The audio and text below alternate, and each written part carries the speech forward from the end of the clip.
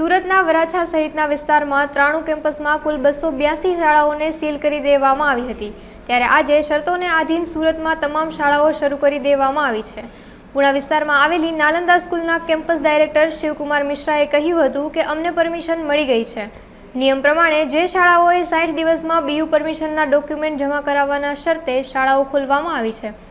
વિદ્યાર્થીઓના ભાવિને ધ્યાનમાં રાખીને શરતોને આધીન શાળાઓ શરૂ કરવામાં આવી છે।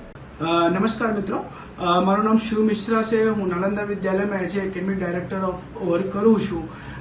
आज रोज आखा गुजरात में नवु सत्र 2024 અને 25 खोलવામાં આવ્યા છે। એને પહેલા તંત્રે ઘણા બધા રાજકોટના જે કાંડ થયા એના પછી શાળાઓને સીલ કરવામાં આવ્યા હતા। તો આજ રોજ અમારી શાળા ખોલવા માટે સરકારશ્રીને પરવાનગી છે કે 60 દિવસની અંદર જે કાંઈ તમારી ખૂટતું પત્રકો છે એ અમને આપજો। એના આધીન બાંધરી લઈને શાળા ખોલવામાં આવ્યા છે। અને આ શાળા એક નાલંદા એજ્યુકેશન કેમ્પ નાલંદા વિદ્યાલય પુણે ગામે એવી શાળા છે જેને પાસે સંપૂર્ણ ફાયર સેફટી છે અને ઓલરેડી BUP માટે ઇમ્પેક્ટ ફી ભરાઈ ગયેલી છે। ઓકે, એ ઇમ્પેક્ટ ફીને આધીન અમને બાંધરી લઈને શાળા ખોલવામાં આવ્યા છે।